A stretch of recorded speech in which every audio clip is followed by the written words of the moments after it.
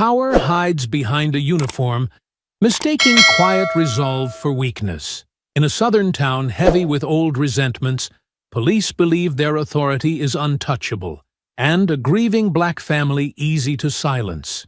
To them, the man they killed was just another troublemaker, leaving behind fragile mourners. But beneath the surface, his brother, a decorated military commander, returns with silent discipline and a promise to protect. When intimidation escalates, the family is forced to fight back, igniting a confrontation that will shake the town's soul and prove that what seems weak may be far stronger than anyone expects. Before we go any further, comment where in the world you are watching from and make sure to subscribe, because tomorrow's story is one you don't want to miss. The morning sun beat down on Eastridge, Mississippi, turning the air thick and heavy. Inside the Taylor home, the hum of window units barely cut through the oppressive heat. The living room, usually bright and welcoming, felt smaller today, crowded with black-clad figures moving in slow motion. Sharon Taylor stood before the hallway mirror, fingers trembling as she fastened a pearl necklace, Marcus's last Christmas gift to her. Her reflection showed dark circles under red-rimmed eyes, evidence of another sleepless night. Behind her, relatives arranged food on the dining room table, their whispered conversations a soft backdrop to her grief. "Aunt Sharon?" Her niece appeared at her side, holding out a glass of water. "You haven't had anything to drink all morning?" Sharon nodded, accepting the glass, but not drinking. Her gaze drifted to the family photos lining the wall. Marcus's smile beamed from every frame. At their wedding, at school events, coaching Little League. Images that now felt like daggers to her heart. The doorbell chimed again, and more neighbors filtered in, each carrying covered dishes and heavy hearts. Mrs. Johnson from next door wrapped Sharon in a tight embrace, her familiar lavender perfume mixing with the smell of fresh-baked cornbread. "We're all here for you, baby," Mrs. Johnson whispered, her voice thick with emotion. "The whole community stands with the Taylors." Sharon's mind wandered to that terrible night, the memory as sharp as broken glass. The cell phone video had gone viral within hours. Marcus's last moments played out for the world to see. She could still hear the screech of tires, see the flash of red and blue lights reflected in the rain-slicked street. The video showed it all. Marcus, calm and collected, hands visible on the steering wheel. Officer Brad Miller, aggressive from the start, barking orders with his hand already on his weapon. "I said get out of the car. Now!" Marcus's voice, steady despite his fear. "Officer, I'm reaching for my registration, just like you asked." The crack of gunshots, the screams of onlookers, the phone shaking as the witness ran closer, capturing Miller standing over Marcus's body, not even attempting CPR. "They're saying it was justified," someone muttered in the kitchen, pulling Sharon back to the present. "Can you believe that? 3 shots at point-blank range, and they're calling it justified." "Hush now," another voice responded. "This isn't the time." But it was impossible to separate the grief from the anger. Outside, Sharon could see small groups gathering on the sidewalk, some holding handmade signs. The local news van had arrived an hour ago, its satellite dish reaching toward the cloudless sky like an accusing finger. Marcus's sister Lisa approached, straightening Sharon's collar with gentle hands. "The protest organizers promised to keep their distance during the service," she said softly. "But there's already a crowd forming at the courthouse." Sharon nodded, remembering Marcus's words from their last conversation. He'd been worried about the rising tensions between police and the black community in Eastridge. "Someone needs to build bridges," he'd said, "before things get worse." Now here they were, living his worst fear. In the kitchen, Marcus's mother sat in her usual chair, accepting hugs from an endless stream of well-wishers. Her face remained composed, but her hands clutched a tissue, shredding it slowly into tiny pieces that fell like snow into her lap. The house filled with the low murmur of shared stories. "Remember when Marcus helped my Johnny get into college? Did you hear about the time he talked down those two boys fighting in the cafeteria? That man spent his own money buying supplies for kids who couldn't afford them." Each memory was a testament to the life Miller had stolen. A life dedicated to lifting others up, to making peace, to showing kids a better way. A commotion outside drew Sharon to the window. More police cars had arrived, their presence adding a menacing edge to the gathering crowd. Officers stood in loose formation, hands resting too casually on their weapons. "It's time," Lisa announced, checking her watch. "The cars are ready." The family began moving toward the door, a solemn procession in pressed black suits and modest dresses. Sharon's son, Marcus Jr., took her arm, his young face set in a mask of determination that made him look so much like his father it hurt.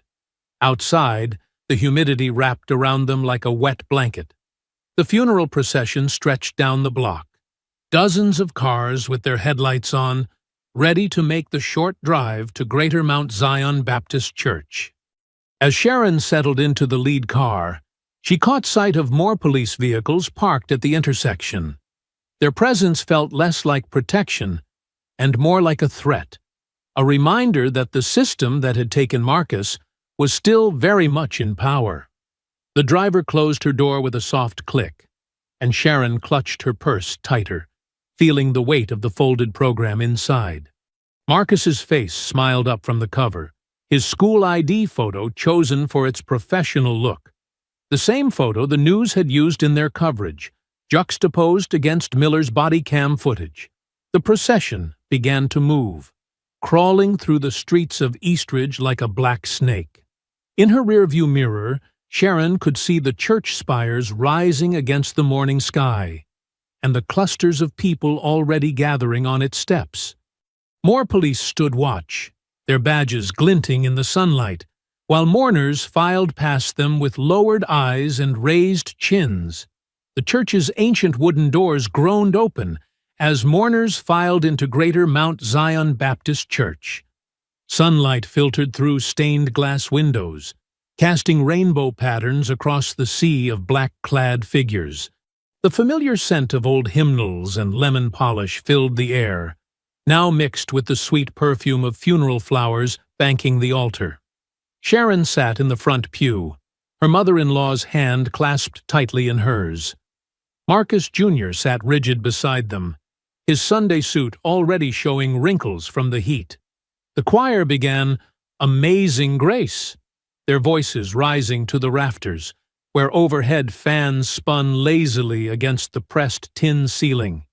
The casket stood open at the front of the church, surrounded by white lilies and photos of Marcus, coaching basketball, at graduation ceremonies, always with that gentle smile that had made him such a beloved counselor.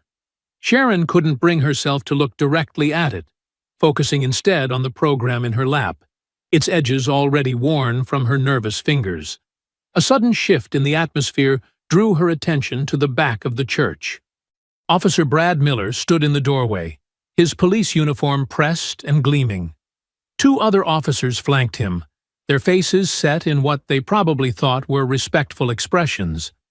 A ripple of tension moved through the congregation as Miller swaggered down the aisle, choosing a seat near the middle where he could be seen. The choir's voices wavered slightly, but didn't stop. Mrs. Peterson, the lead soprano, closed her eyes tighter and sang louder, as if her voice alone could drown out the wrongness of Miller's presence. "The nerve of him," someone whispered behind Sharon, "coming here like he's got any right." Miller's voice carried clearly over the music. "Guess he won't be counseling any more troubled youth."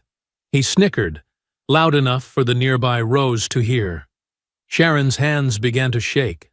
Marcus Jr. stiffened beside her, his jaw clenching in a way that reminded her so much of his father, it made her chest ache. Reverend Williams stepped to the pulpit, his deep voice steady as he began the service. We are gathered here today to celebrate the life of Marcus Taylor, a man who dedicated himself to lifting up others. A phone camera clicked, the sound sharp and inappropriate in the sacred space. Miller held his phone up, deliberately taking photos of the open casket. His fellow officers shifted uncomfortably, but said nothing. "Got to document this for the boys back at the station," Miller said, his voice carrying in the hushed church. "They'll want to see how peaceful he looks now." Gasps and mutters rippled through the congregation. Deacon Johnson half rose from his seat, but was gently pulled back down by his wife. The choir director's hands trembled as she guided the singers into "Precious Lord, take my hand." Sharon felt the rage and grief building in her throat like a scream. Marcus's mother squeezed her hand harder, her wedding ring pressing painfully into Sharon's fingers. "Look at them all acting so holy," Miller stage whispered to his companions, like he was some kind of saint instead of just another. "Officer Miller," Reverend Williams interrupted, his voice firm but controlled. "This is a house of God." Miller smirked and leaned back in the pew, spreading his arms across its back. His badge caught the light from the windows, a mocking reminder of the power he wielded. The service continued, but the damage was done. Every testimonial about Marcus's kindness, every story about his dedication to his students, was tainted by Miller's presence and his occasional derisive snorts. When Marcus's former students stood to sing "Bridge Over Troubled Water," his favorite song, Miller pulled out his phone again, this time typing loudly. The clicking of his keys punctuated the children's voices like tiny gunshots. Sharon tried to focus on the memories being shared. Marcus staying late to help students with college applications, Marcus organizing food drives, Marcus mediating conflicts with endless patience. But Miller's voice kept cutting through. "Guess he should have shown more respect for the law," he commented during one eulogy. "Might still be here if he had." Finally, after what felt like hours, Miller and his fellow officers stood. They made a show of stretching, their movements deliberately casual and disruptive. As they walked out, Miller's laughter echoed off the high ceiling, followed by the heavy thud of the church doors. The congregation sat in stunned silence for a moment. Then Sharon felt something inside her break. A sob tore from her throat, raw and primal. Marcus Jr. wrapped his arms around her as she doubled over, her tears soaking into his suit jacket. Around them, the murmuring began. "This isn't right. Something has to be done. We can't let them get away with this." Mrs. Johnson leaned forward from the pew behind them, her voice trembling with rage and determination.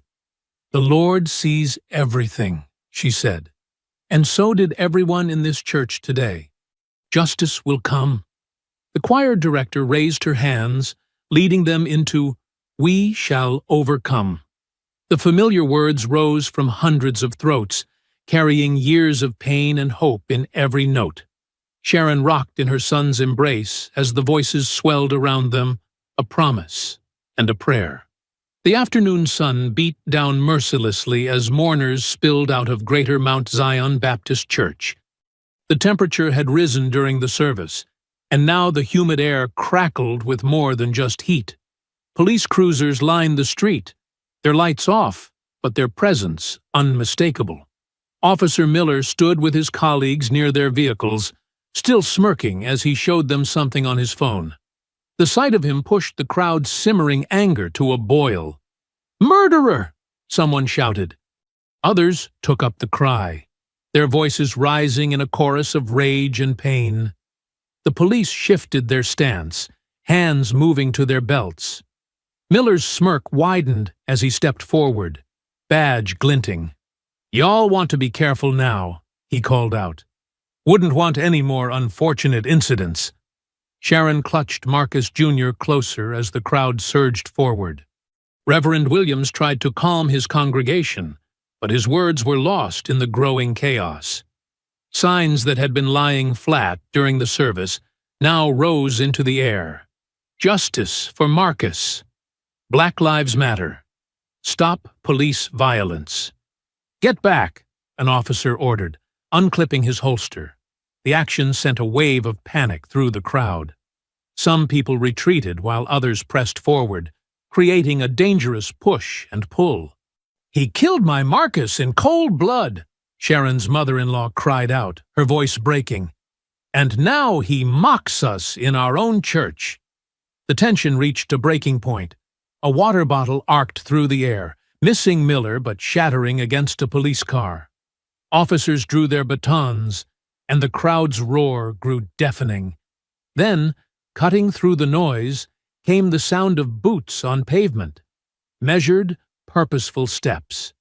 The crowd parted instinctively as a figure in crisp military dress approached from the street. Aaron Taylor moved with quiet authority, his Delta Force commander's uniform immaculate, his face composed but intent. He stopped in the no-man's land between the police and the protesters, his presence commanding attention without demanding it. "Brother," Sharon whispered, recognition and relief flooding her voice. Aaron surveyed the scene, his trained eye taking in every detail. When he spoke, his voice carried easily across the church steps. "I understand everyone's anger," he said. "I feel it too. That man killed my brother." Miller's smirk faltered as he registered Aaron's words, taking in the military uniform and the family resemblance to Marcus. "But this?" Aaron gestured to the confrontation. "This is exactly what they want. They want us angry, disorganized, and violent. They want an excuse." He turned slowly, addressing both sides. "I've spent my career fighting for this country.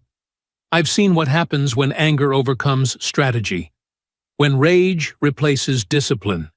The crowd grew still, hanging on his words. Even the police seemed uncertain how to respond to this unexpected development. Marcus believed in education, in organization, in lifting each other up, Aaron continued. He wouldn't want blood in front of his church. He'd want us to fight smart, to stand together, to use our minds and our hearts, not our fists. He reached into his pocket and pulled out a small notebook. "I want everyone here to write down what they saw today. Times, words, actions. We're building a case, not a riot. We're going to use the system against itself." People began nodding. Someone produced pens. Phones came out to record Aaron's words. "If you have video from today, preserve it. If you witnessed any harassment, document it. We're going to do this right." Aaron's voice grew stronger. "Because when we win, and we will win, it's going to be permanent.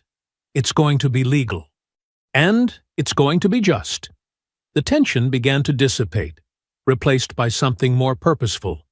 People formed small groups, sharing contact information, comparing notes.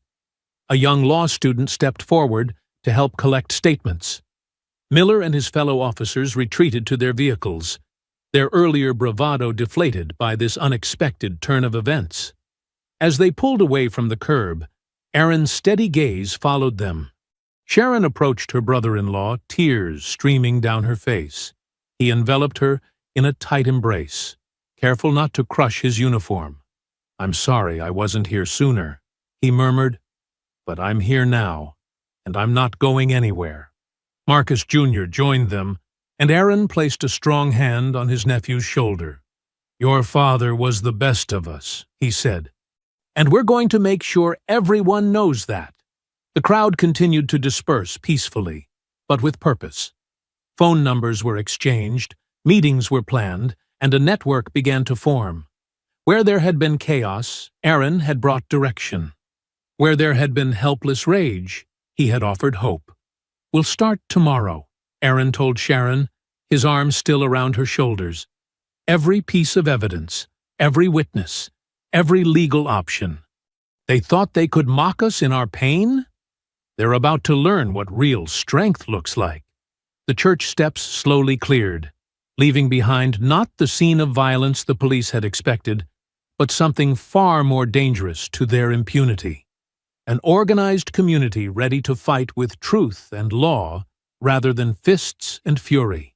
The evening settled over the Taylor family home like a heavy blanket.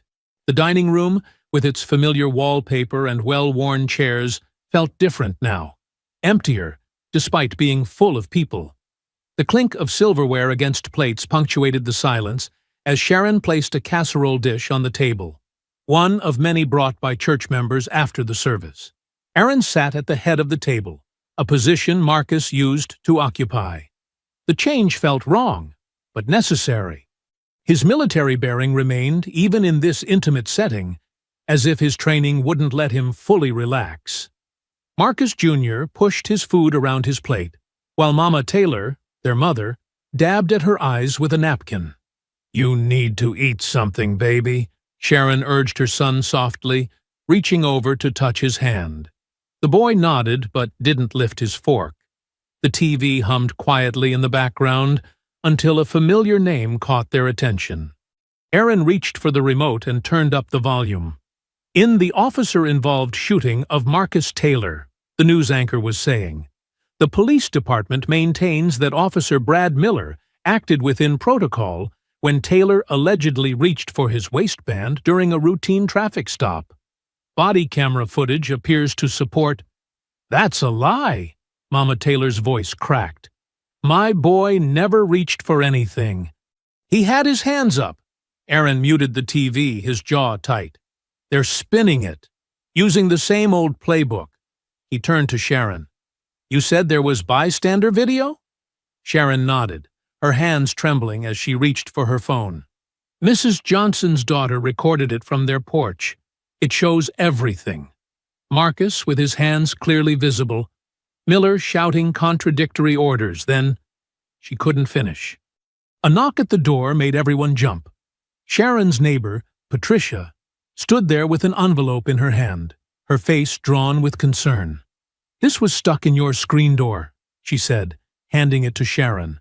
"I saw that awful Miller putting it there about an hour ago." Sharon opened the envelope, her face growing pale as she read. They say we're 3 months behind on rent. That's impossible. I have all the receipts, every payment." Aaron took the notice, scanning it quickly. The letterhead was from a management company he'd never heard of. "When did you last deal with the original landlord?" "2 weeks ago," Sharon replied. "He came by to fix the back door. Never mentioned anything about selling or changing companies." "They're trying to push us out," Aaron said, his voice low and controlled. "Classic intimidation tactic. First the funeral, now this." Mama Taylor began to cry softly. "My boy built a life here. 20 years in this house. His children were born here." Aaron moved to his mother's side, kneeling beside her chair. His strong hands enclosed her smaller ones. "Mama, listen to me. They think they can break us. They think if they push hard enough, we'll run scared. But they don't know who they're dealing with." "I have all the bank statements," Sharon said, her teacher's organizational skills kicking in. "Every receipt, every interaction documented. I keep everything." "Good," Aaron nodded. "That's exactly what we need. Documentation, evidence. They're used to people being too frightened or overwhelmed to fight back properly." Marcus Jr. spoke for the first time since the funeral. "Dad always said to keep records. Said it was important, especially for us." Aaron smiled sadly at his nephew. "Your father was a smart man. He knew the game they play, and now we're going to use everything he taught us." The family worked to clear the table, trying to maintain some sense of normalcy. Sharon packed leftovers, while Mama Taylor supervised Marcus Jr. loading the dishwasher. Aaron checked the locks on all the windows and doors, his military training making the security sweep second nature. The night had grown darker, but the street lights cast enough glow to illuminate the yard. Voices drifted up from outside, familiar, unwelcome voices. "Did you see them all scrambling to write things down?" Miller's mocking tone carried clearly through the window. Like they think their little notebook's gonna change anything. Aaron moved silently to the window, staying hidden behind the curtain. He could make out Miller and two other officers standing by a patrol car. "That soldier boy thinks he's gonna come in here and shake things up," Miller continued. "Probably some desk jockey playing dress-up. Bet he ain't never seen real action." Aaron's fists clenched at his sides, his knuckles white with controlled rage. The irony of Miller's words might have been amusing if the situation weren't so serious. 3 tours in Afghanistan, 2 in Iraq, and countless classified operations. Aaron had seen more action than Miller could imagine. "Should we run the tags on his rental?" one of the other officers asked. "Maybe find something interesting." "Already on it," Miller replied. "Gonna show these people what happens when they don't know their place. By the time we're done, won't be a tailor left in Eastridge." Aaron's military training kept him rooted in place, even as every instinct screamed to confront them. He focused on his breathing, using techniques honed in far more dangerous situations. The enemy was showing their hand, revealing their strategy. Let them think they had the upper hand. Through the window, he watched Miller toss his cigarette onto the tailor's lawn before climbing into his patrol car. The vehicle pulled away slowly, deliberately, a predator's casual departure meant to intimidate. The sun crept over Eastridge's horizon, painting the sky in shades of orange and pink. Aaron Taylor walked down Main Street, his military boots clicking against the cracked sidewalk. The morning air was thick with humidity, but he maintained his purposeful stride, checking each storefront with careful attention. Miss Ruby's Soul Food Kitchen was usually open by now, its windows normally bright with welcome. Today, the lights were off. Aaron knocked on the door, and after a moment, Ruby Wilson's weathered face appeared. Her usual warm smile was replaced with worry lines. "Commander Taylor," she said, unlocking the door. "I was hoping you'd come by." Inside, the restaurant smelled of fresh coffee and biscuits, but the tables were empty. Ruby led Aaron to the counter, where citation papers lay scattered. 3 health code violations yesterday," she said, her voice trembling with anger. "In 30 years, I never had one violation. Then suddenly, right after your brother's funeral, they find all these problems." Aaron picked up one of the citations, reading it carefully. "Improper food storage temperatures," he read aloud. "But your refrigerators are new." "Brand new," Ruby confirmed. "Installed last month. That officer, Miller, he came in with the health inspector. Kept touching things in my kitchen, moving stuff around. When I tried to stop him, he said he'd arrest me for interfering with an investigation." Aaron pulled out a small notebook and began writing. "Did you get their badge numbers? Time of inspection?" "Got it all right here," Ruby said, pulling out her phone. "My granddaughter taught me to record everything. Even got some video before they made me stop." 2 doors down, Johnson's Hardware told a similar story. Mr. Johnson, a man who'd given Marcus his first summer job, stood amid ransacked shelves and broken glass. "They said it was a routine inspection," he explained, pointing to overturned paint cans and scattered tools. "Claimed they got an anonymous tip about illegal weapons. Tore the place apart. Found nothing, of course. But look at this mess. It'll take days to clean up." Aaron documented everything: dates, times, officer names when available. His military training showed in his precise notes and methodical questions. Each business owner's story added another piece to the puzzle of systematic harassment. At Big Earl's barber shop, the situation was even worse. The front window was shattered, and spray-painted slurs marred the brick walls. Earl Thomas Jr., who'd cut Marcus's hair since he was a boy, stood outside with a broom, sweeping up glass. "Third time this week," Earl said, his voice heavy. "Police drive by, see the vandals, do nothing. File a report. They say they'll look into it. But we all know better."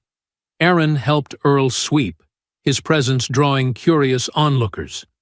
Some neighbors emerged from their homes, sharing their own stories of recent harassment. Expired tags that weren't expired, noise complaints for quiet gatherings, sudden building code violations. Sharon arrived as Aaron was finishing his notes outside the barber shop. She carried 2 cups of coffee, handing one to her brother-in-law. "I saw the photos online," she said quietly. "Miller posted that picture from the funeral, called it his trophy." Her hands shook slightly as she sipped her coffee. Aaron's expression remained controlled, but his grip tightened on his cup. "How are you holding up?" "Scared," Sharon admitted, "but mostly angry. Marcus spent his whole life building bridges in this community. He believed in making things better from the inside. Now look at what they're doing to everyone who supported him." They watched as Earl's teenage son arrived with cleaning supplies, determinedly scrubbing at the hateful words on the wall. Other community members began to gather, offering help and support. "This is what they don't understand," Aaron said, gesturing to the growing crowd of helpers. "They think fear and force are power. But real strength?" He nodded toward the people working together. "Real strength is in unity, in refusing to break." Sharon touched the St. Christopher medal she wore, Marcus's medal. "But how do we fight this? They have badges, guns, the whole system behind them." "We fight smart," Aaron replied, showing her his notebook. "Every incident documented, every violation of procedure recorded, every abuse of power tracked. They're used to operating in shadows, counting on silence and fear. We're going to shine a light so bright they'll have nowhere to hide." A police cruiser rolled by slowly, the officer inside watching the gathering crowd with obvious suspicion. Aaron positioned himself subtly between the cruiser and Sharon, his protective instinct automatic. "I promised Marcus something once," Aaron said after the cruiser passed. "When he first started teaching, he told me about the challenges his students faced. The profiling, the harassment, the constant pressure. I promised him I'd always have his back." Sharon watched as more neighbors arrived, bringing paint to cover the graffiti. "He knew you did. Even when you were deployed, he always said his big brother was watching over us." "I wasn't here when he needed me most." Aaron's voice carried a weight of guilt. "But I'm here now, and I promise you, Sharon, I will get justice for Marcus. Not just legal justice, but real change. They won't hurt our family or our community anymore." The morning sun climbed higher, casting long shadows across the street.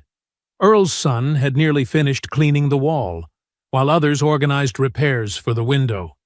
The community's response to hatred was rebuilding, supporting each other, refusing to be cowed. Sarah Kimball's home was a testament to her life's work. Law books lined floor-to-ceiling shelves, their spines well-worn from decades of use. The retired judge sat in her favorite armchair, a cup of tea cooling on the side table as she listened to Aaron Taylor outline the morning's discoveries. "Systematic harassment," Aaron explained, spreading his notebook on her coffee table. "Every black-owned business that showed support for our family has been targeted. Health code violations, building inspections, police searches, all within days of Marcus's funeral." Sarah adjusted her reading glasses, examining Aaron's careful notes. Her silver hair caught the afternoon light streaming through lace curtains. "They're not even trying to be subtle anymore," she said, her voice carrying the weight of experience. "But that's good for us. Arrogance makes people sloppy." She stood, moving to a shelf filled with local legal records. "The key is documentation. Not just the incidents themselves, but the pattern. Show me what you've gathered so far." Aaron pulled out his phone, showing her Ruby Wilson's video of the health inspection. "Miller's fingerprints are all over this. He's personally involved in most of these incidents." "Classic intimidation tactics," Sarah nodded, pulling out several thick binders. "I've seen this before. In '92, When we tried to integrate the school board, same playbook. Systematic pressure on supporters, selective enforcement of regulations, creating paper trails to justify harassment. She spread the binders on her dining room table, revealing years of meticulously organized records. But here's what they don't expect. We're going to build our own paper trail. Every incident, every witness, every violation of procedure. We need eyes and ears everywhere. Erin leaned forward, studying her materials. I've got people willing to help. Veterans, church members, business owners. But they need protection. Start with these. Sarah handed him a stack of small cameras, perfectly legal to record in public spaces. Get them to trusted community members. Document everything. She smiled slightly. I may be retired, but I still have friends in useful places. They spent the next hour mapping out strategy. Sarah's legal expertise complemented Erin's tactical training. They identified key locations for surveillance, created communication networks, and established secure ways to store evidence. We'll need people we can trust absolutely, Sarah emphasized. Miller has informants. We can't risk our evidence disappearing. Erin nodded, thinking of faces he knew he could count on. Mrs. Anderson at the post office. She sees everything, knows everyone's business. Earl's son James is good with computers, could help set up secure storage. Reverend Pike can coordinate through the church network. Sarah approved each suggestion, adding names from her own decades of community work. Remember, this isn't just about catching them in the act.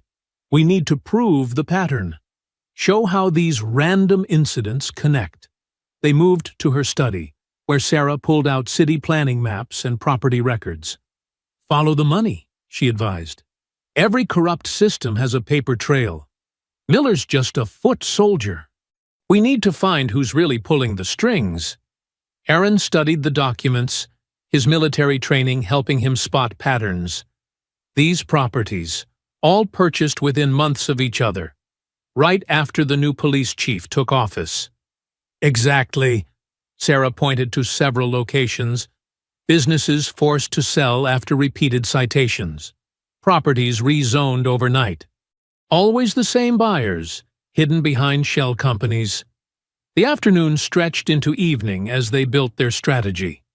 Sarah made fresh tea, while Erin called trusted community members, setting up meetings, establishing code words and safety protocols. We need to be smarter than them, Sarah said, watching Erin organize their gathered materials. They have badges and guns. We need to have ironclad evidence and public support.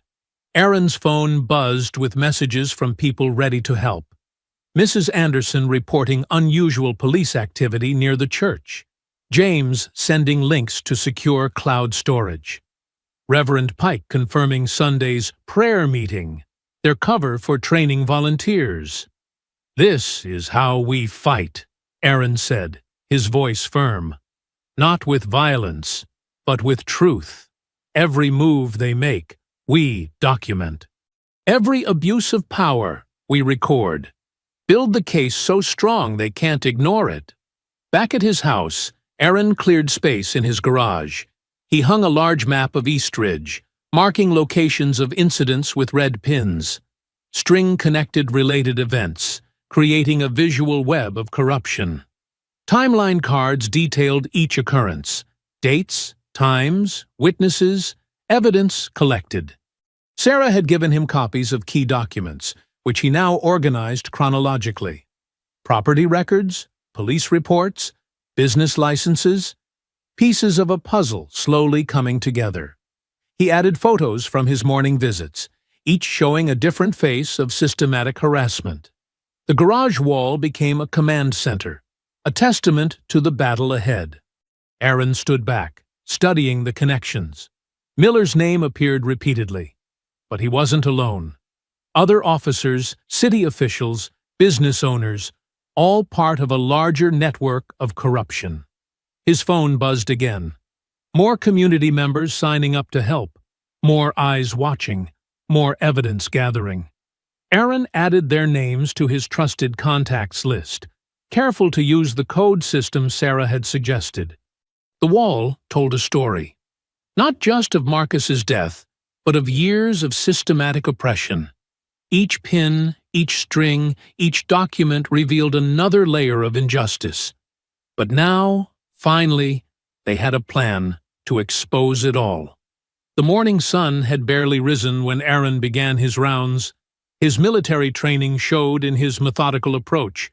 Notebook ready, phone camera recording, moving in a careful grid pattern through Eastridge's streets.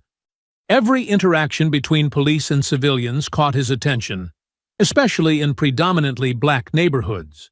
Outside Thompson's grocery, 2 patrol cars blocked the entrance. Aaron watched from his parked car as officers hassled customers, checking IDs and searching bags. He documented everything: time, badge numbers, license plates, civilian witnesses. 4th time this week, Mrs. Thompson said when the police finally left. Her hands shook as she straightened knocked over displays. They say they're looking for shoplifters, but they only stop black customers. Aaron helped her clean up, his phone still recording.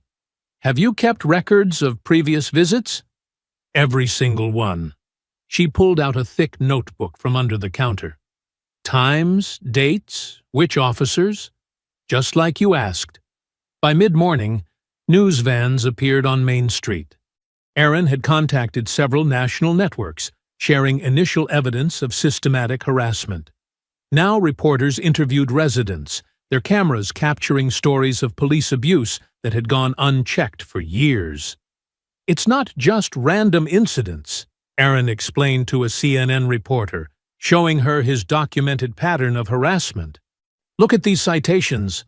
Black-owned businesses received 85% of health code violations in the past year, despite being only 30% of local businesses. The reporter studied his evidence, her eyes widening. And you can prove this pattern? Aaron nodded, pulling up more data on his tablet. Every incident documented, verified, and cross-referenced. We've got testimonies, video evidence, official records, all showing systematic targeting.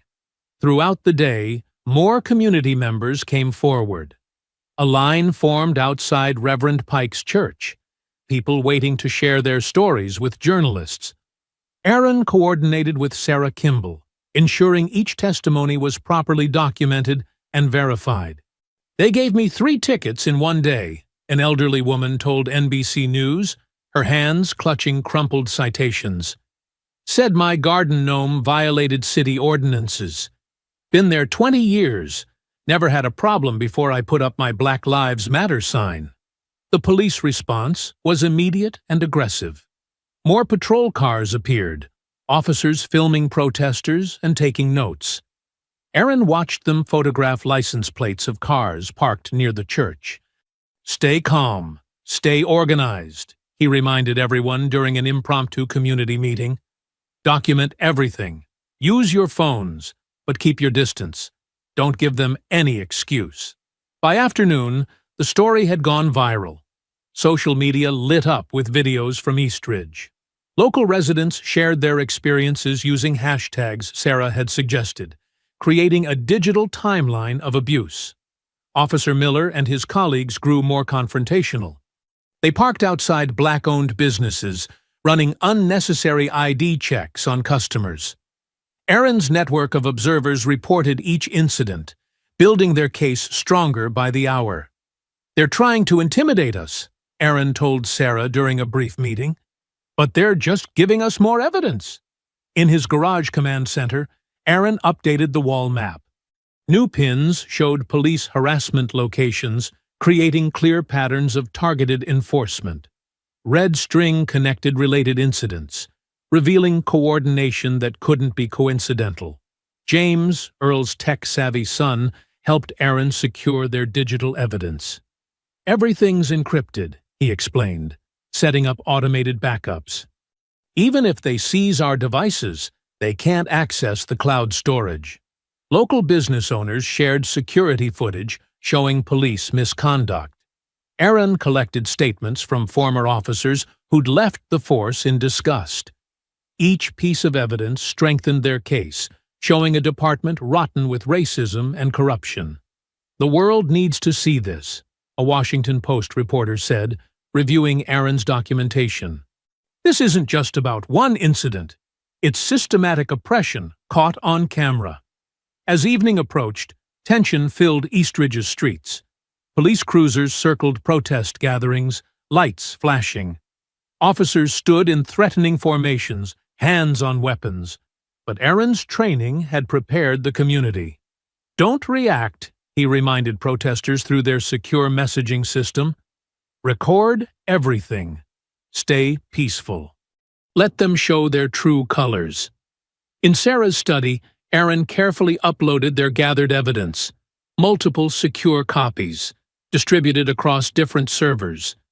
Everything backed up and verified, ready to release if needed.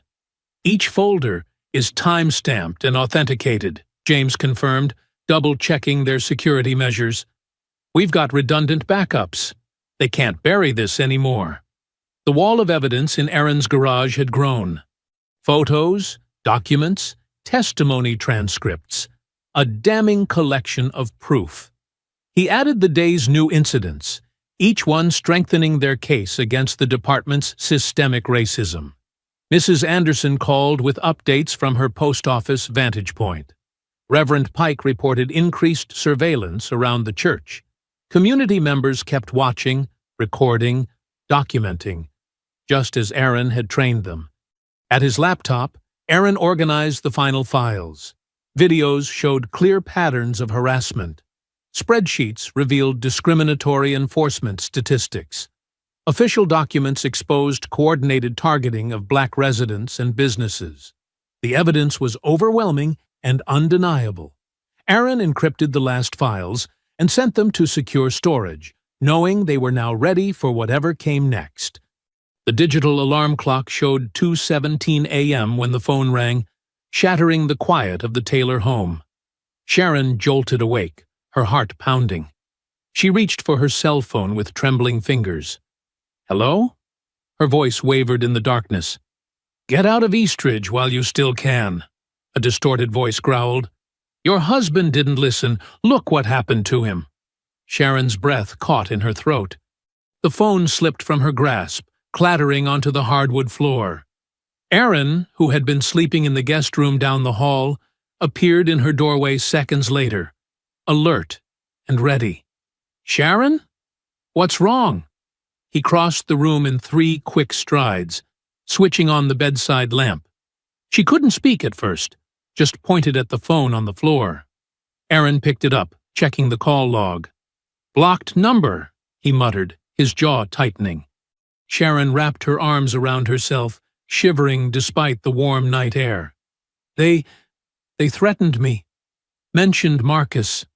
Her voice broke on her late husband's name. Aaron sat beside her on the bed, wrapping a protective arm around her shoulders. "Tell me exactly what they said." As Sharon recounted the brief call, Aaron's expression hardened. He pulled out his own phone, sending quick messages to his network of supporters. "We're going to trace that call," he assured her. "And I'm setting up surveillance cameras tonight. No one's getting near this house without us knowing." Sharon leaned against her brother-in-law's steady presence. "I keep thinking about Marcus, how he faced threats like this alone." "You're not alone," Aaron said firmly. "I'm here now, and I'm not going anywhere."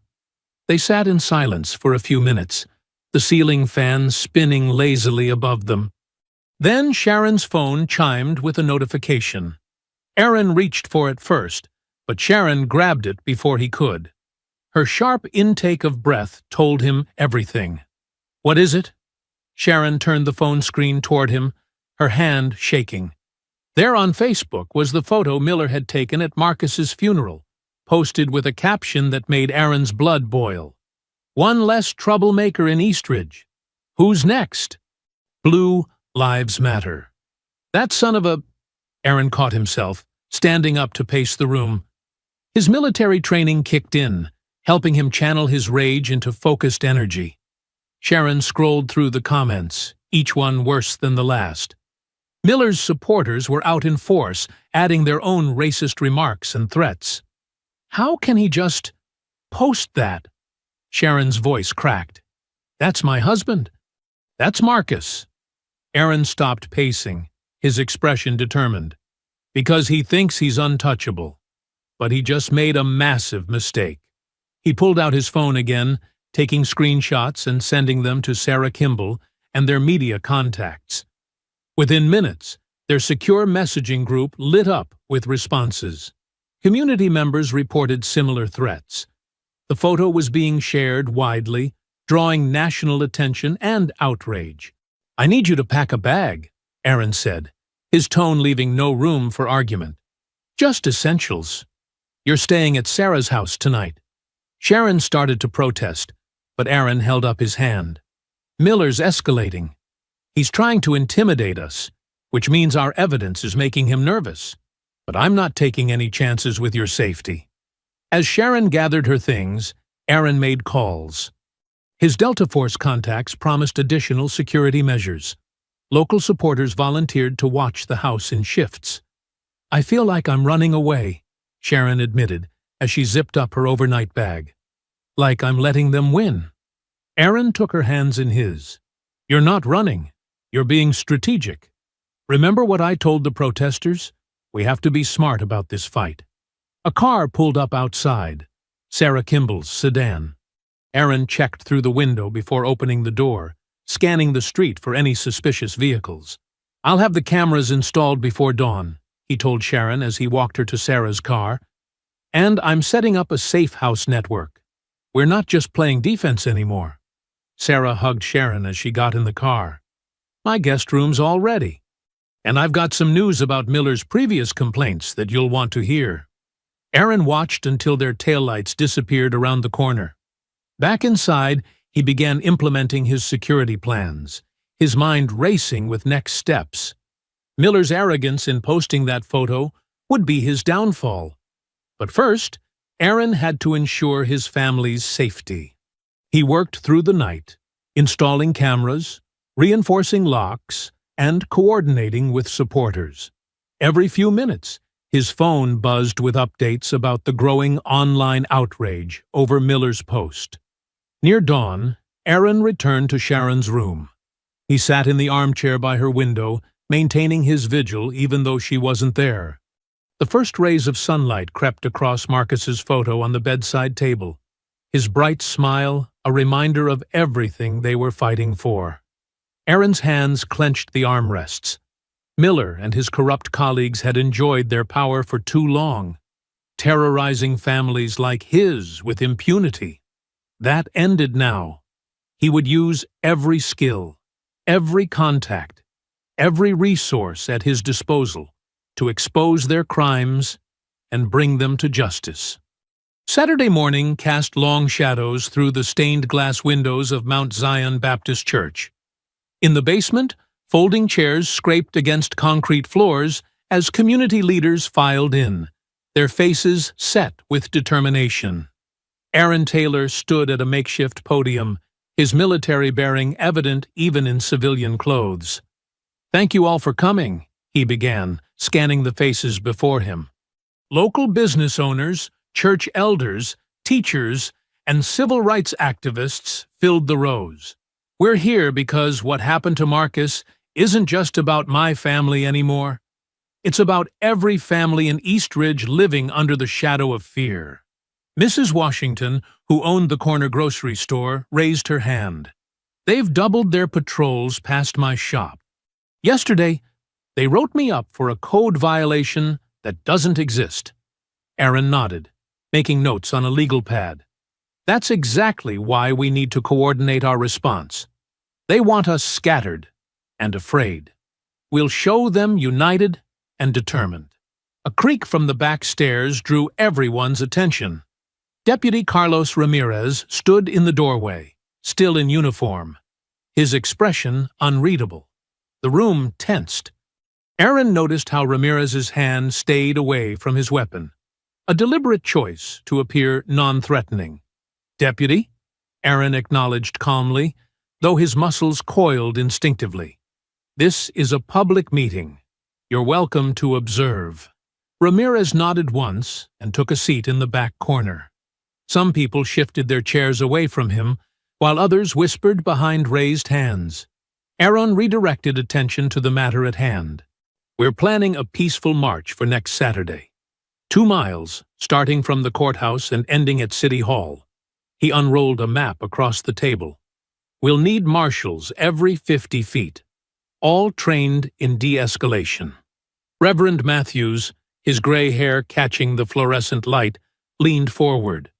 "What about permits? They'll use any excuse to shut us down." "Already submitted," Aaron replied. "Judge Kimball helped ensure the paperwork is bulletproof. But we need to be prepared for provocateurs." For the next hour, they detailed routes, emergency protocols, and media strategies. Aaron noticed how Ramirez took no notes, but his eyes tracked every speaker, his expression growing increasingly troubled. "Remember," Aaron emphasized, "phones out and recording at all times. Multiple angles. We document everything." He distributed laminated cards with legal aid numbers and civil rights attorneys' contacts. Mrs. Washington raised another concern. "What about Miller's supporters? They've been gathering at the gun shop after hours." "We stay peaceful," Aaron insisted. "No exceptions. That's how we win, by showing discipline they can't match." Throughout the planning, Aaron kept peripheral awareness of Ramirez. The deputy's fingers drummed against his knee when Miller's name came up. His shoulders tensed at mentions of police misconduct. Most telling was how he avoided eye contact when specific incidents were discussed, like he knew exactly what they were talking about. The meeting shifted to organizing medical support stations and water distribution. Local nurses volunteered their time. Business owners offered their storefronts as safe havens if needed. "We'll need legal observers," Aaron continued. "Yellow vests, clearly marked. Judge Kimball is coordinating with the Bar Association." Ramirez shifted in his chair, and Aaron caught a fleeting expression, something between guilt and resolution. The deputy's wedding ring glinted as he rubbed his thumb across it, a nervous gesture. As the meeting wound down, people broke into smaller groups, discussing assignments and exchanging contact information. Aaron watched Ramirez stand and hesitate, looking like he wanted to speak, but couldn't find the words. Their eyes met briefly across the room. Aaron saw conflict there, maybe even a plea for understanding. He recognized that look from his military days, someone carrying a burden they didn't know how to put down. Reverend Matthews approached Aaron with questions about the march route, breaking the moment. When Aaron looked back, Ramirez was already climbing the stairs, his footsteps heavy and measured. The community leaders continued their discussions, voices filled with purpose and hope. Aaron participated fully, but part of his mind stayed on Ramirez's behavior. The deputy's presence spoke volumes. He could have sent a junior officer to observe, or simply relied on informants. Instead, he came himself and stayed for the entire meeting. "We'll need more marshals for the north section," someone was saying, pointing to the map. Aaron agreed, making another note, but his tactical mind was already analyzing Ramirez's potential as an ally. The deputy's body language had revealed discomfort with the current situation. His silence spoke of someone watching and weighing, not gathering intelligence to report back.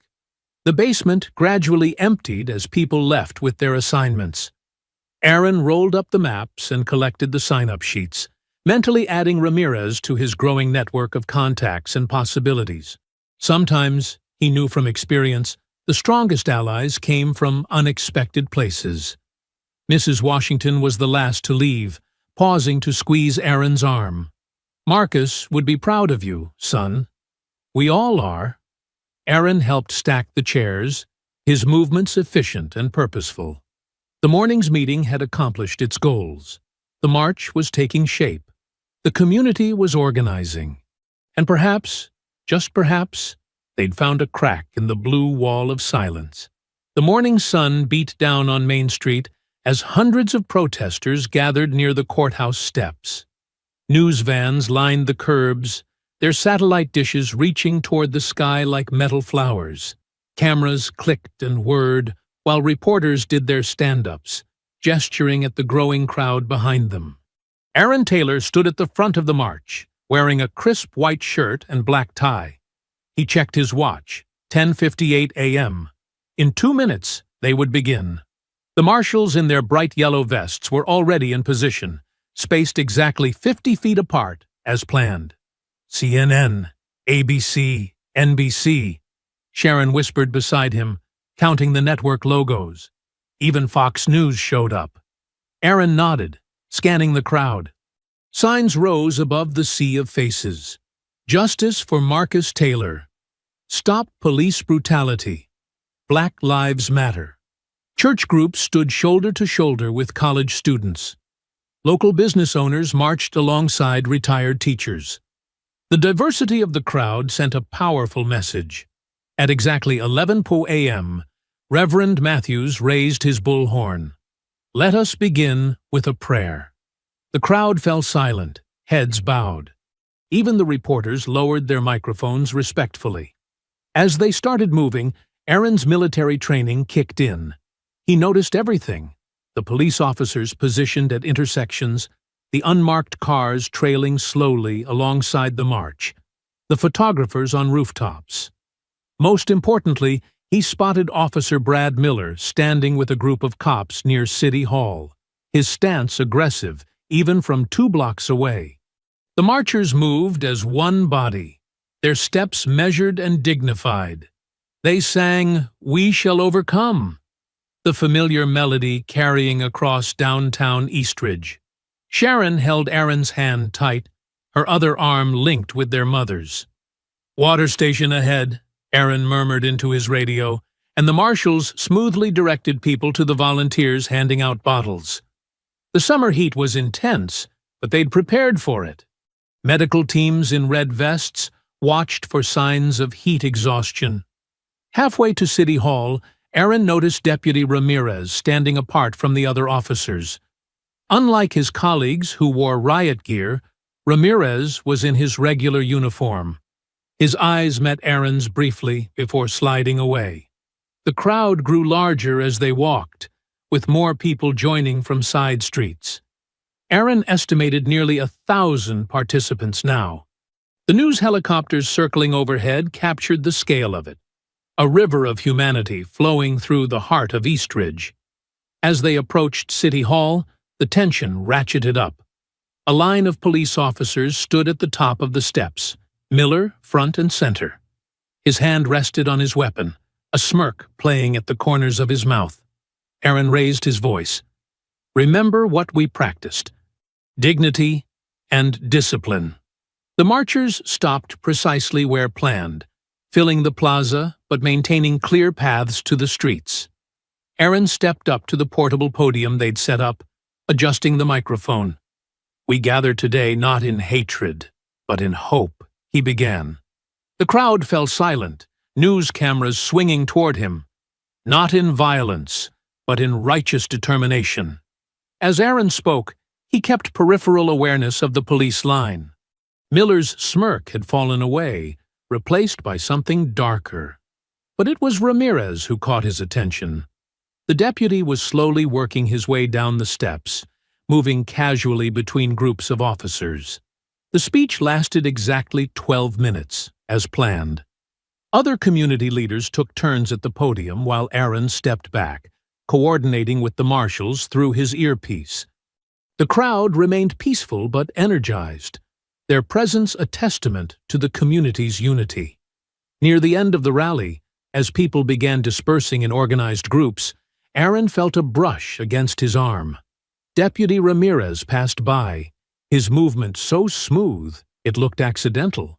But Aaron felt the small USB drive pressed into his palm. "Check your 6," Ramirez muttered, then melted into the crowd before Aaron could respond. The rest of the afternoon passed in a blur of interviews, coordination, and ensuring everyone got home safely. It was past midnight when Aaron finally sat down at his laptop in the kitchen, the house quiet around him. The USB drive felt heavy in his hand. Aaron ran it through a virus scan first, his military training again, before plugging it in. A folder opened automatically, revealing dozens of files. His breath caught as he began clicking through them. Audio recordings of private police meetings, internal emails discussing cover-ups, dash cam footage that had supposedly been lost. And there, in a folder labeled simply Miller, was the officer's complete disciplinary record. Aaron's hands were steady as he opened the first file. Multiple complaints of excessive force, all mysteriously dismissed. Racist comments documented by fellow officers, then buried. A pattern of targeting black-owned businesses for citations. And most damning, Miller's body cam footage from the day Marcus died, showing a very different story than the official report. The kitchen clock ticked loudly in the silence as Aaron methodically reviewed each document. Reports of planted evidence, witness statements that had never made it to court. A network of corruption laid bare in megabytes and metadata. Ramirez had given them everything they needed. Aaron could almost hear Marcus's voice. The truth always comes out, big brother. Always. He started organizing the files, creating backups, noting which ones would be most useful to their lawyers. The evidence was overwhelming, but they would need to handle it carefully. One wrong move could jeopardize everything.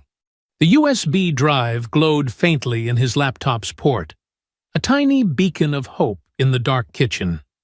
Outside, crickets chirped in the humid night air, and somewhere in the distance, a police siren wailed. The kitchen table groaned under the weight of laptops, documents, and coffee cups. Aaron rubbed his tired eyes as the clock on the microwave blinked 4:17 a.m. Sarah Kimball sat beside him, her reading glasses perched on her nose as she sorted through printed emails.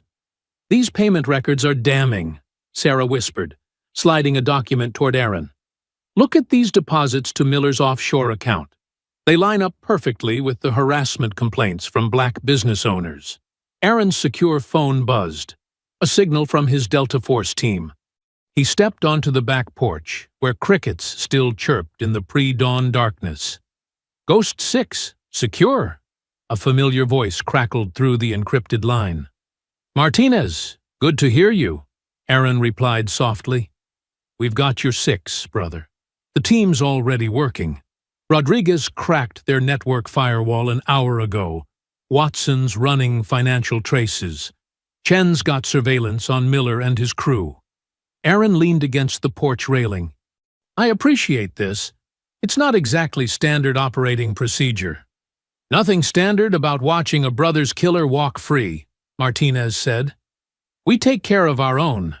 Plus, Chen says this is better training than any exercise we've run." Back inside, Sarah had organized the files into neat stacks. Red sticky notes marked the most crucial evidence. Aaron's childhood friend Marcus Johnson, now a computer forensics expert, hunched over his laptop at the end of the table. "Their whole system is rotten," Marcus muttered, fingers flying across the keyboard. "Look at these deleted records. Every time a complaint came in against Miller or his buddies, it got flagged for special handling. Then, poof, disappeared into digital nowhere." Aaron's mother appeared with fresh coffee and homemade biscuits. She'd been up all night, too, refusing to rest while they worked. "You all need to eat," she insisted, her voice warm but worried. The sky was just beginning to lighten when Aaron's burner phone vibrated. A text from Ramirez. "Garden Center. 30 mins, come alone." "Keep working," Aaron told the others. "I've got a meeting." The garden center's parking lot was empty, except for a beat-up pickup truck. Aaron parked behind it, scanning for surveillance. Ramirez emerged from behind a stack of mulch bags, carrying a black duffel bag. "I had to wait until Miller's shift ended," Ramirez said, his voice low. "He's been watching me like a hawk." Aaron took the bag, unzipping it carefully. Inside lay Miller's backup service weapon, wrapped in an evidence bag. The ballistics will match Marcus's wounds? Ramirez nodded. Miller switched weapons after the shooting, reported this one stolen 2 days later. But I found it in his locker last night. There's more, too. He pulled out a thick manila envelope. Internal affairs reports, witness statements that got buried, and Miller's personal notebook. The things he wrote about your brother, about the community. Ramirez's voice cracked. I should have done something sooner. You're doing something now, Aaron said firmly. That counts. Back at the house, Sarah examined the new evidence with growing excitement. This is it, she said, holding up Miller's notebook. His own words prove premeditation and racial bias. Combined with the financial records and deleted complaints, Marcus Johnson looked up from his laptop. I've got the entire chain of cover-ups mapped out. Chief Thompson, the police union president, even 2 city council members. They're all implicated. Aaron's secure phone buzzed again. Ghost 6 here. We found their blackmail files. They've been extorting business owners, witnesses, even other cops. Sending everything to your secure server now. Sarah gathered the most crucial documents into her briefcase. I'm meeting Gloria Washington in an hour. Best civil rights attorney in 3 states. She's been waiting for a case like this.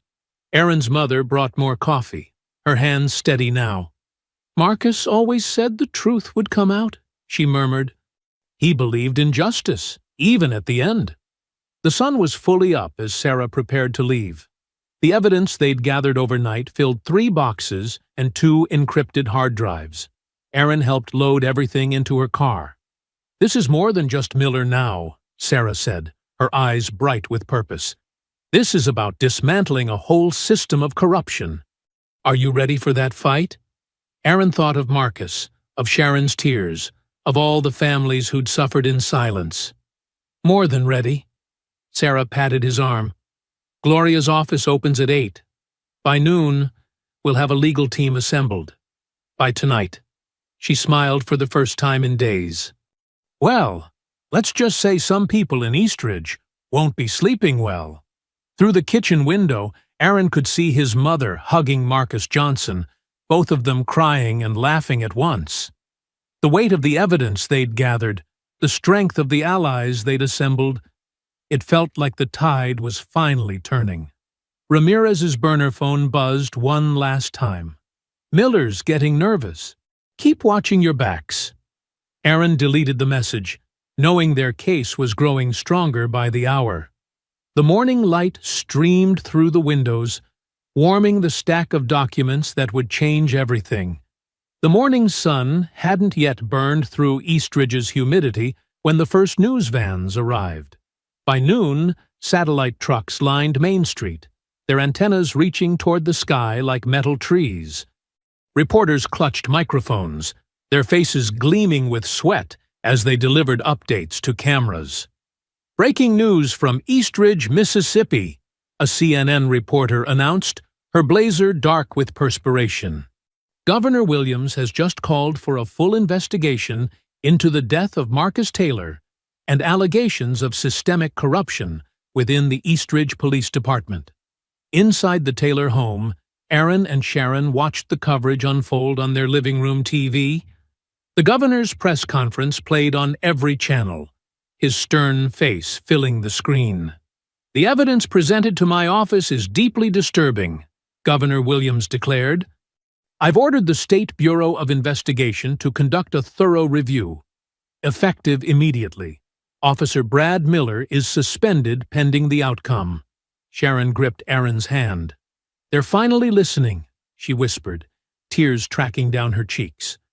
Outside, car horns honked in celebration. Neighbors gathered on porches, sharing the news through phone calls and excited shouts. Children rode their bikes up and down the street, ringing their bells. The police station's front steps became a media circus. Cameras captured Miller surrendering his badge and gun, his face twisted with rage. The police chief stood beside him, looking pale and shaken. This is a witch hunt, Miller spat at the reporters. "These accusations are completely false." That soldier boy comes home and suddenly everyone believes his lies? But the evidence spoke louder than Miller's denials. Local news stations ran special reports detailing the corruption Sarah and Aaron had uncovered. Business owners stepped forward, sharing their stories of harassment and extortion. As evening approached, the Taylor family's street filled with well-wishers. People brought food, hugs, and tears of joy. Sharon's students arrived with their parents, carrying hand-drawn signs that read, "Justice for Mr. Taylor," and "Thank you, Mr. Aaron." The celebration was short-lived.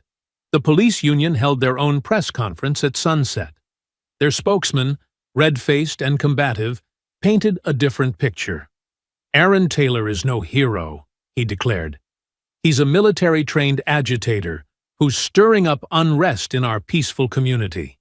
His time overseas has clearly radicalized him. We have evidence suggesting he's planning violent actions against law enforcement." The local news ate it up. Suddenly, the coverage shifted. Old photos of Aaron in combat gear appeared on screen. Headlines asked, "Protector or threat?" The word militant crept into every report. Sharon paced the living room, furious. "They're trying to make you look dangerous. After everything you've done to keep things peaceful." Aaron remained calm, though his jaw tightened.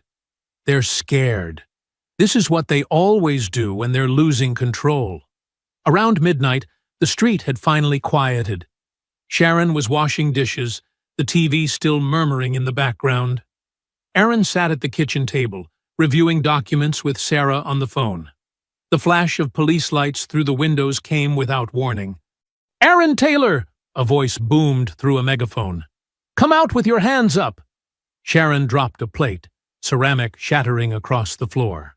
Aaron stood slowly, raising his hands where the officers could see them through the windows. "Stay inside," he told Sharon firmly. "Call Sarah. Then call Martinez." "Aaron, please." Sharon's voice broke. "It's all part of the process," he assured her, though his heart pounded. "They can't hide the truth anymore, no matter what they do to me." He opened the front door carefully. Flashlight beams blinded him. Officers crouched behind car doors, weapons drawn as if confronting a dangerous criminal. "On your knees!" someone shouted. "Hands behind your head!" Aaron complied, his movements deliberate and calm. Through the door, he could hear Sharon crying, could picture her watching in horror. The handcuffs bit into his wrists. An officer read him his rights, citing charges of conspiracy, inciting violence, and interference with law enforcement. The accusations were as ridiculous as they were predictable. They pushed his head down, forcing him into the back of a patrol car. Through the window, he saw Sharon on the porch, phone pressed to her ear, tears streaming down her face. The holding cell was cold and smelled of bleach. Aaron sat on the metal bench, his back straight despite his exhaustion. Hours passed.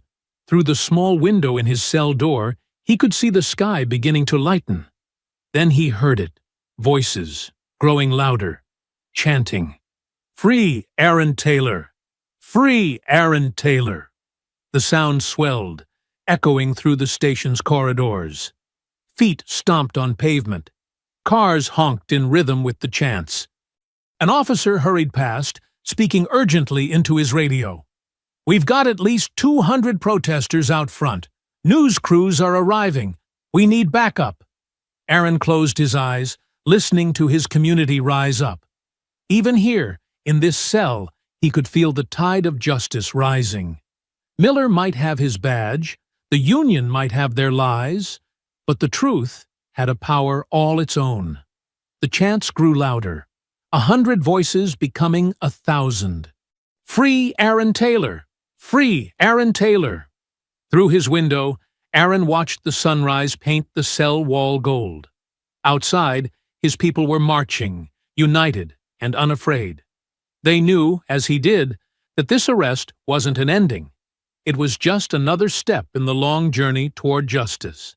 The interrogation room's fluorescent lights buzzed overhead as Aaron sat perfectly still, his military training evident in his posture. Two detectives circled him like sharks, their questions aggressive and repetitive. "Who are your contacts overseas?" Detective Brooks demanded, slamming his palm on the metal table. "What's your real agenda here?" Aaron's voice remained steady. "My only agenda is justice for my brother." Through the two-way mirror, Sharon and Sarah watched, their faces tight with worry. Sarah scribbled notes furiously, while Sharon pressed her hand against the glass. "We need to get him out," Sharon whispered. "They're trying to break him." Sarah squeezed her shoulder. "My contacts at the ACLU are already working on it, and I've got reporters waiting outside for statements." In the interrogation room, Detective Mills leaned close to Aaron's face. "We've got evidence you're planning attacks on police stations. Domestic terrorism charges carry heavy sentences." Aaron didn't flinch. "You have nothing because I've done nothing wrong. Every protest I've organized has been peaceful." Meanwhile, in a dimly lit hotel room across town, three men hunched over laptops. They were Aaron's former Delta Force teammates, Martinez, Chen, and Wilson, their fingers flying across keyboards as they dug deep into police union servers. "Got something," Chen muttered, his screen reflecting in his glasses. Looking at years of illegal payments, kickbacks, bribes, money laundering. Martinez nodded, downloading files.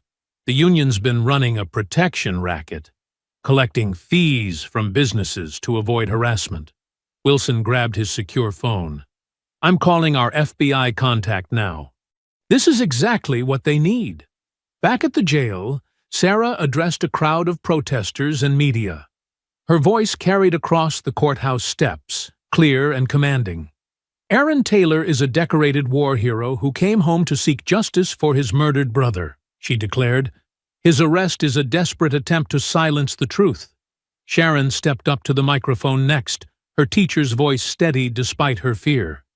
"My brother-in-law has shown this community how to fight injustice with dignity and discipline.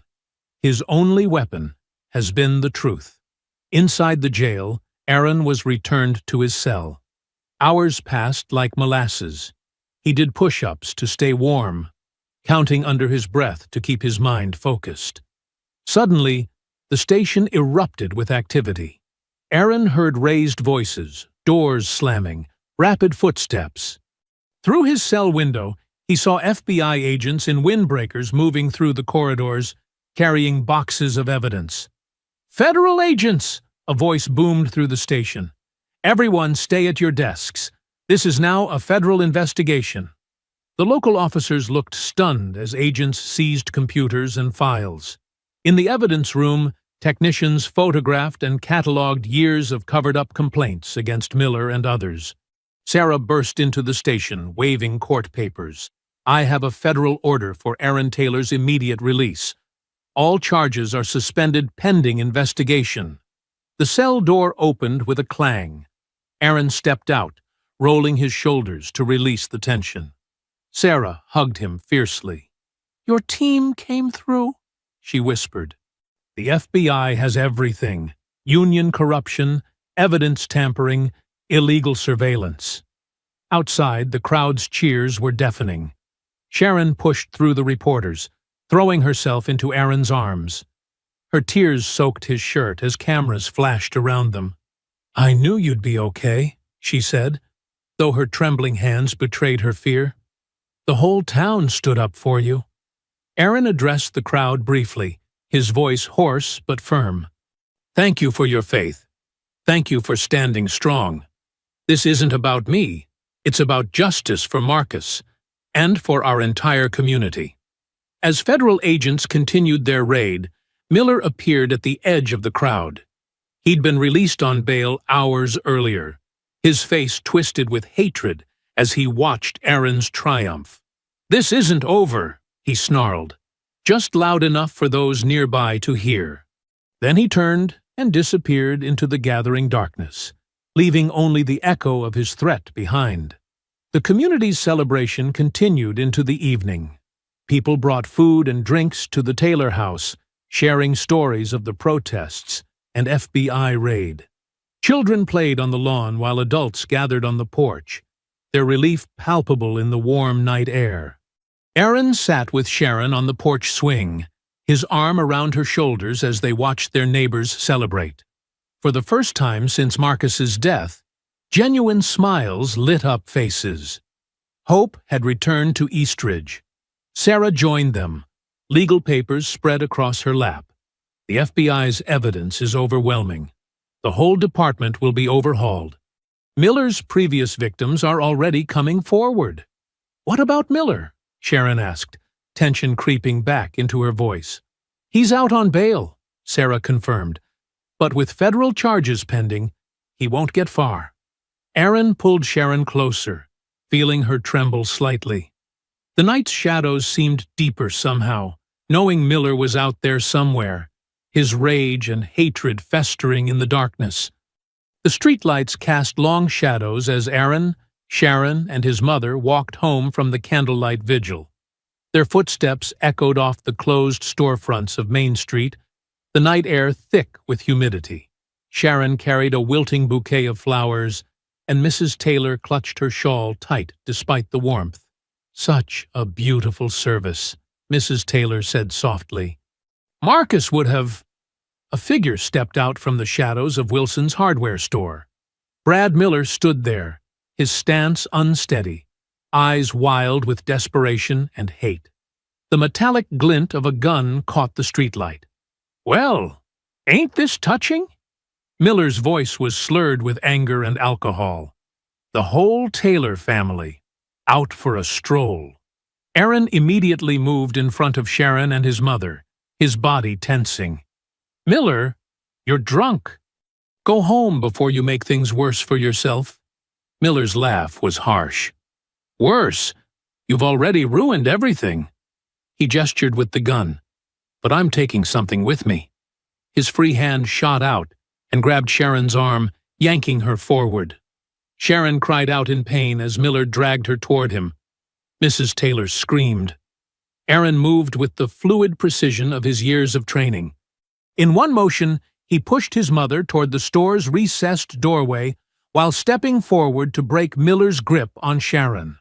Run! He commanded them. Miller swung the gun toward Aaron, but Aaron was already moving. He deflected Miller's arm upward as the weapon discharged, the shot echoing off the buildings. Aaron drove his knee into Miller's side, forcing him to stumble backward into the alley. Sharon and Mrs. Taylor fled toward the lit intersection, shouting for help. Miller recovered his balance and charged at Aaron with a roar of rage, throwing wild punches. Aaron blocked and weaved, his movements economical and precise. The fight spilled out of the alley onto Main Street. Miller's police combat training showed in his aggressive strikes, but Aaron's superior skills were evident. He redirected Miller's momentum, using the drunk man's fury against him.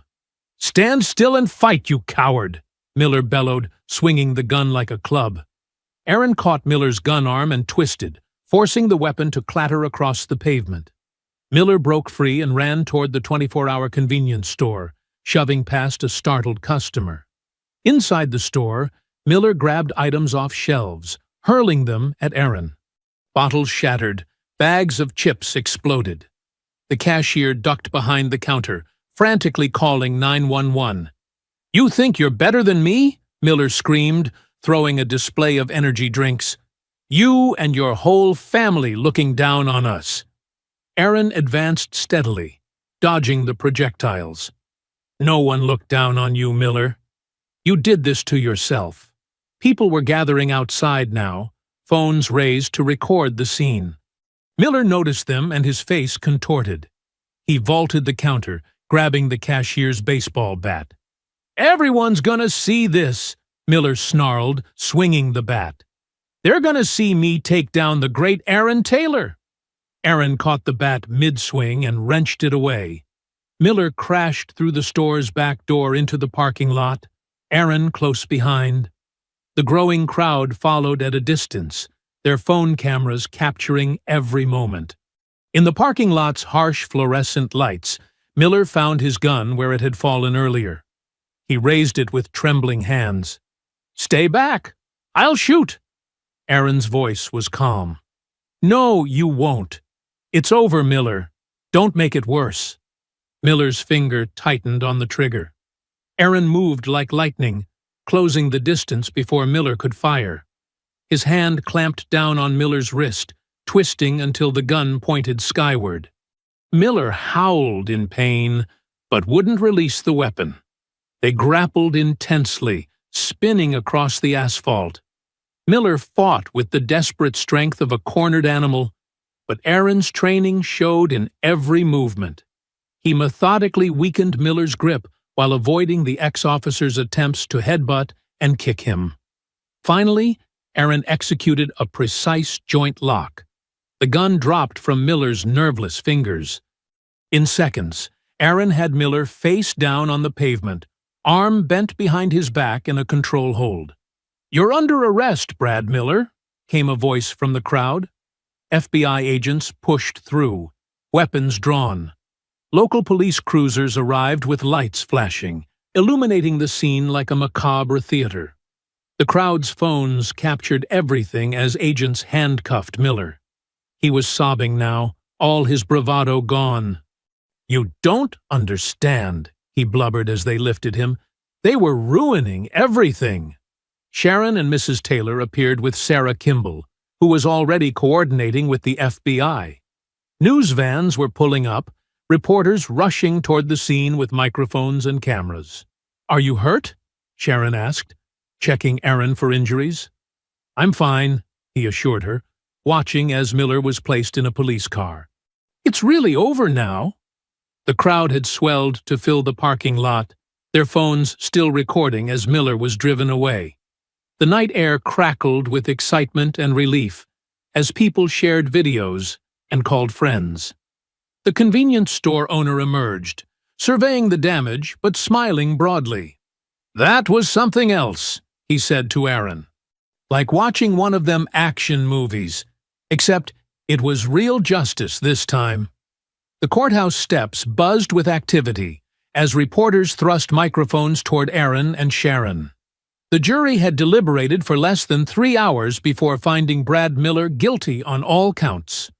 Camera flashes lit up the cloudy afternoon as the Taylor family emerged victorious. "Justice has been served," Aaron stated firmly, his arm around Sharon's shoulders. "But this is just the beginning of real change in Eastridge." The conviction sent shockwaves through the town. Within days, the governor appointed a special oversight committee. The corrupt police chief resigned in disgrace. Officers with records of abuse were suspended pending investigation. The old guard was crumbling. 2 weeks later, hundreds gathered in Marcus Taylor Memorial Park, renamed in his honor. The autumn air was crisp as people filled rows of chairs, many wearing T-shirts with Marcus's smile printed on them.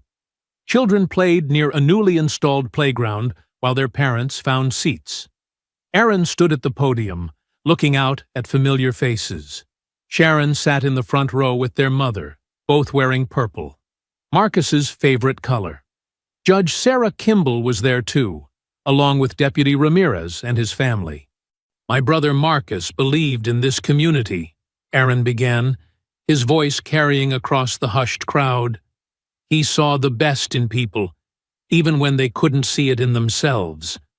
As a guidance counselor, he changed lives not through force or fear, but through understanding and compassion." He paused, touching the folded paper in his pocket, but choosing to speak from his heart instead. "The past months have tested us all. We've faced hatred, corruption, and violence. But look around you today. Look at how we've come together, not just to tear down what was broken, but to build something better." Heads nodded throughout the crowd. Some wiped away tears. The Marcus Taylor Memorial Scholarship Fund will ensure that students who share my brother's dream of helping others can afford college. Already, Local businesses have pledged over $50,000. Aaron smiled at Sharon, who had spearheaded the fundraising effort. The new Community Oversight Board will hold our reformed police department accountable. And the training center we're building will teach conflict resolution and de-escalation to both officers and civilians. A gentle breeze rustled through the trees as Aaron continued. But Marcus would want us to do more than just remember him. He'd want us to remember what he stood for, that every person deserves dignity, that education opens doors, that change comes through unity and persistence, not violence. In the back, Aaron spotted some of his Delta Force teammates who had helped expose the corruption. They stood quietly, letting the community take center stage in its healing. Today, we're not just honoring my brother's memory. We're committing ourselves to his vision of what Eastridge can be, a place where justice isn't just a word, but a reality, where our children can walk without fear, where badges and uniforms represent protection, not oppression. Sharon stood and joined Aaron at the podium. Her voice was strong despite her tears. Marcus always said that real change happens one heart at a time, she said. Today, I see hundreds of hearts beating together for justice, for peace, for a better tomorrow. That's his true legacy. The crowd rose in a standing ovation. Children released purple balloons into the sky as the new community choir, another of Marcus's dreams, began to sing, "Lift Every Voice and Sing." After the ceremony, people lingered to share memories and plans for the future. The atmosphere was different now, hopeful, determined, united. Where there had been fear and division, now there was purpose and solidarity. As the sun began to set, Aaron walked through the quiet cemetery. Purple and white flowers decorated Marcus's grave, along with small tokens left by his former students, notes, photos, even a basketball signed by the team he had coached. Aaron knelt beside the headstone, tracing his brother's name with his fingers. The marble was cool and smooth beneath his touch. "We did it, little brother," he said softly. "Miller's going away for a long time. The old system's been torn down. Your kids are going to grow up in a different Eastridge." Behind him, footsteps crunched on autumn leaves. Sharon, his mother, and several community members approached quietly, each carrying a candle. They formed a circle around the grave, their flames flickering in the gathering dusk. "The fight's not over," Aaron continued, standing to join the circle. "But we're not fighting alone anymore. Your spirit brought us together. Your love made us stronger." Sharon took his hand, squeezing it gently. His mother began humming Marcus's favorite hymn, and others joined in. Their voices rose soft and clear in the evening air, a promise of continued vigilance, of unity, of hope. The candles glowed brighter as darkness fell, just as Marcus's legacy now lit the way forward for his beloved community. Here, in this moment of quiet triumph, justice had been served not just through courts and convictions, but through the transformation of hearts and minds. I hope you enjoyed that story. Please share it with your friends and subscribe so that you do not miss out on the next one. In the meantime, I have handpicked 2 stories for you that I think you will enjoy. Have a great day.